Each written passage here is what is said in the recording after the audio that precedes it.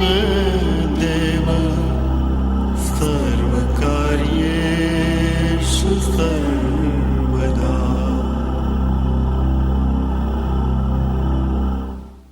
The Bhagavad Gita is a book of mankind's collected experience of and answers to life's most basic questions. Who I am, from where do I come, what is my purpose and destiny, and most practically, how do I find happiness? These podcasts originate in the lectures of Neil Bhatt, a disciple of Swami Chinmayananda. They are presented here in 20 to 30-minute segments, each covering 3 of the Gita's 701 verses. Welcome to Gita Wisdom for Daily Living. I am a big... We are now discussing chapter 2, Sankhya Yoga, Yoga of Knowledge. From verse 1 to 53, Bhagavan laid out a complete framework of Vedanta Darshan and the teachings of Bhagavad Gita. So as we know, that to achieve that Vedanta Darshan, the final goal in Vedanta, that state of unbroken happiness, moksha, there are 3 paths available. Prasthanatrayi. One is Upanishads, the second is Brahma Sutra, and third is Bhagavad Gita. Now Upanishads by very nature, by very definition, are to be learned at the feet of a teacher. Because they are written in such a lofty language that we can understand on our own. So we need a teacher for that. Brahma Sutra is written in sutra format. Sutras are basically short sentences which are packed with instructions. So you need Vyakhya and Tika. Somebody has to expand each sutra for a student to understand, a seeker to understand. So the only path left for us is Bhagavad Gita, which is written in a manner which we can understand. So Bhagavan now laying out a framework in a manner that we can understand. So first 10 verses, Bhagavan laid out qualifications of a student who can understand Bhagavad Gita. So in first 10 verses, through Arjuna, Bhagavan laid out the seeker who is sincere in getting help. We need help all the time in our lives. We seek help from outside.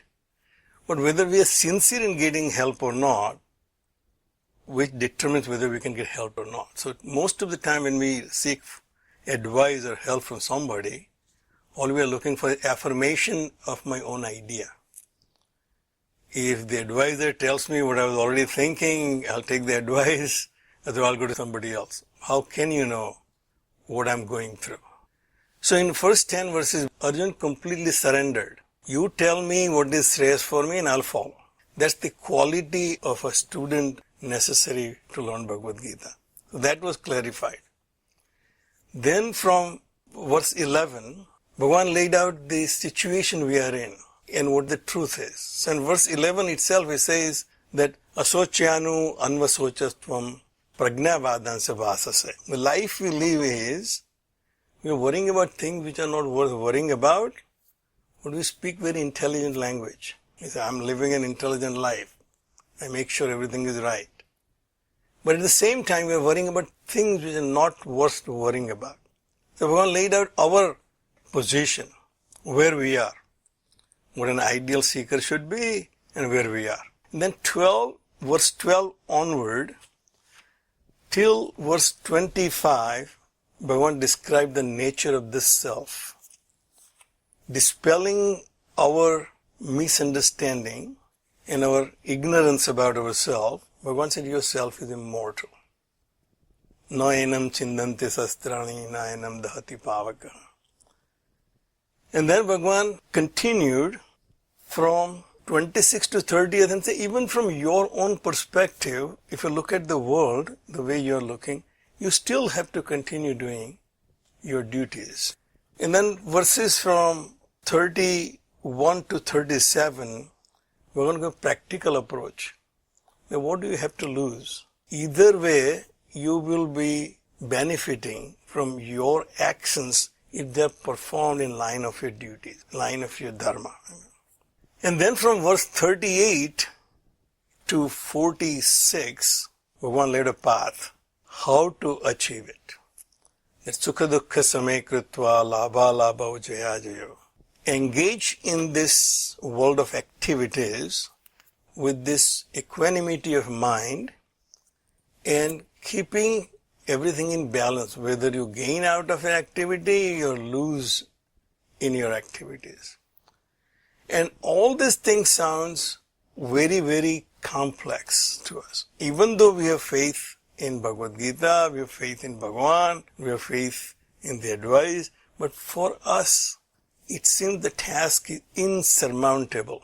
It seems very high bar to achieve.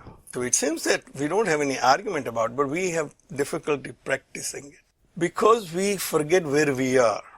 So it is something like a elementary student is told that you are going to become a doctor or a PhD in such and such.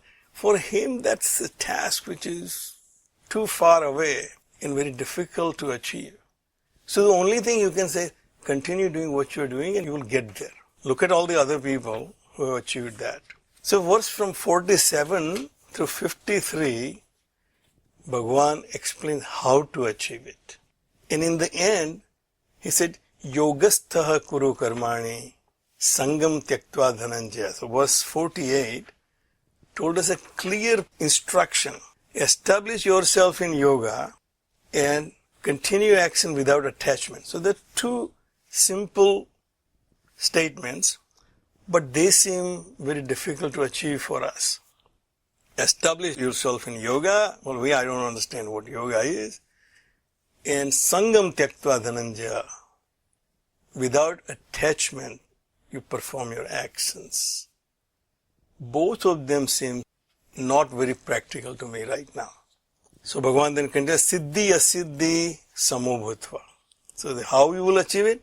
When you react to both achievement and failure in the same way, you have achieved yoga.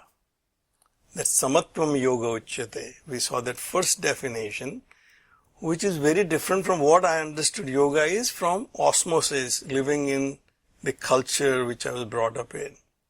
It says samatvam. If you are equal to what you are experiencing in your life, you have achieved yoga. Well, that also really did not give me a great understanding of what I should be doing now. So Bhagavan continues, yoga karmasu kaushalam. If you continue doing what you are doing, but achieve dexterity, efficiency, then you have achieved yoga. So Bhagavan in the end told us that you should be just keep doing what you are doing, but make sure that you do it in a way that you are more efficient in doing so that you can get to the next level. So it is like telling that elementary school student, you want to become a doctor, you just work hard in your studies and what you're studying right now. And if you do your studies right, then you'll go to the next level and then next grade and the next grade and eventually you achieve what you want to achieve. So Bhagavan basically told us the same thing. Continue doing what you're doing, but do it in a way that it is efficient. So it was simple. However, the question arises whether it is possible. So Arjuna basically asked that question for us in verse 54. Arjuna Uvacha. So now it seems like the Arjuna is fully engaged in this discourse. He has surrendered and he was listening very intently. So he asked this question. He uses words which Bhagavan has not used so far.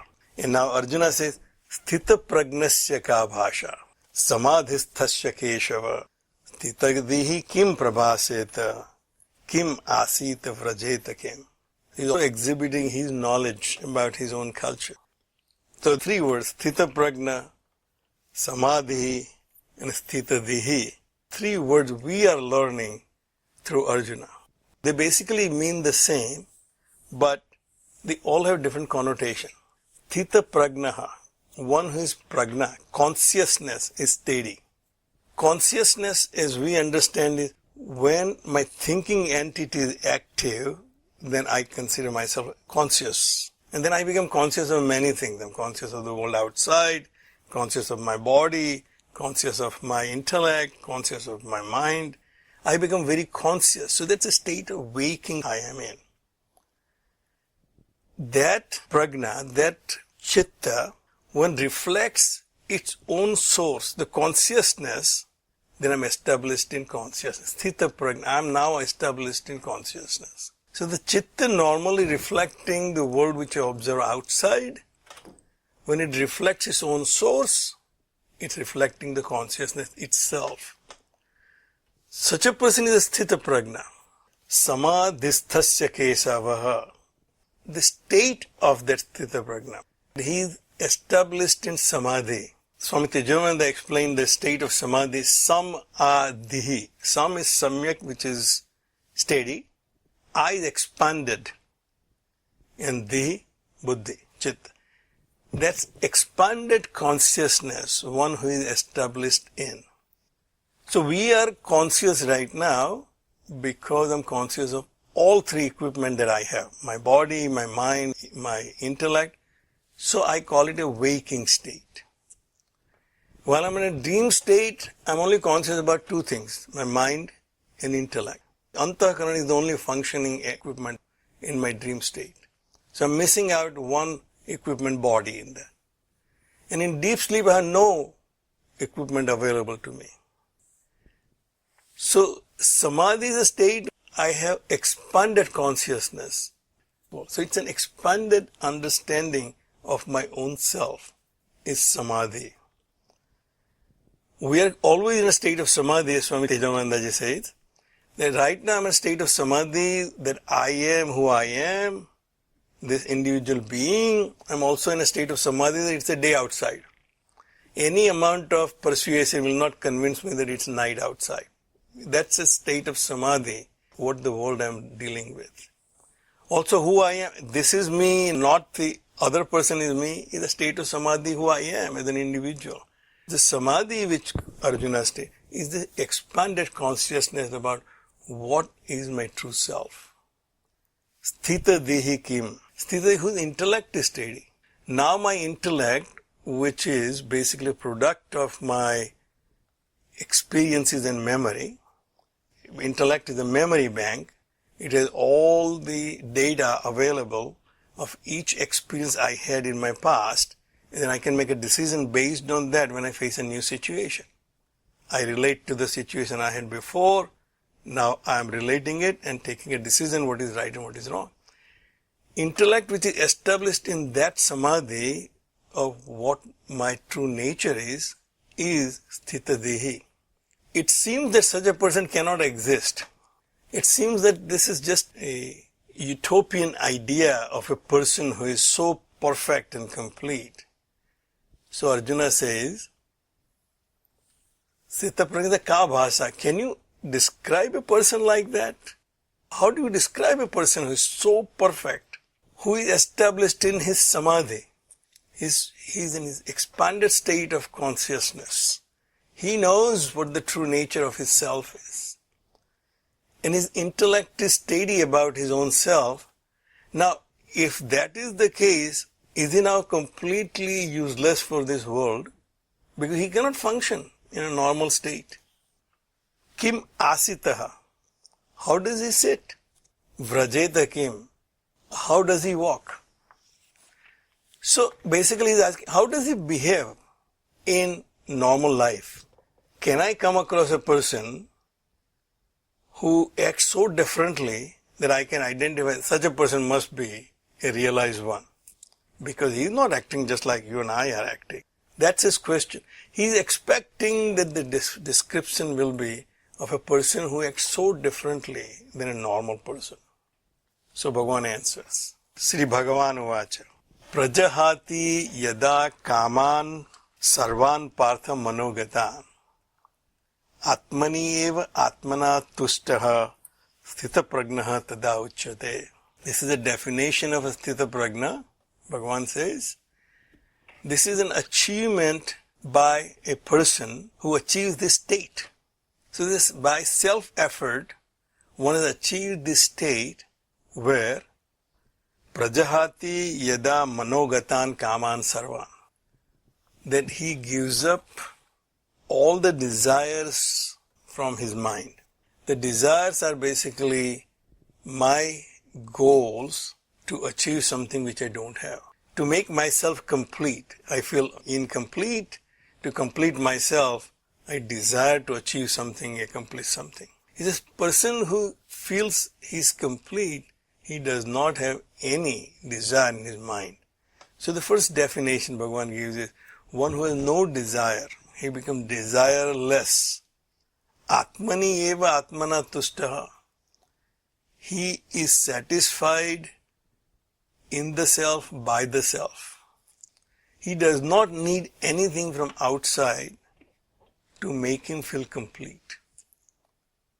Sthita prajna tad uchyate. Such a person is considered a sthita prajna. So the state of a person with his own efforts he has achieved and now he is satisfied, Bhagavan said that's sthita prajna. He does not have to achieve anything. He doesn't have to accomplish anything. He doesn't have to show off anything. He is always happy in whatever situation he is in because his happiness he found in his own self. He realizes he is complete and identifies with that true self which is omnipotent, omnipresent, omniscient, the nature of Sat, Chit and Ananda. Ananda is his own nature. He finds the source of Ananda and therefore he does not need anything outside of his own self. Such a person is Sthita Prajna. Now we will have all these verses from 55 onwards which describe Sthita Prajna. But a short definition Bhagavan said, one who is happy by himself is Sthita Prajna. He has no other goal. He does not need anything to be happy. The next verse, Bhagavan then describes what will be his reaction to the world of happenings in his life. I have understood my true nature. I have now the knowledge of Bhagavad Gita. It does not mean the world will change outside. Person becomes Sthita Prajna, that doesn't mean other people around him will change their behavior. So when I still interact with the world outside, the world will react exactly as the world is supposed to react.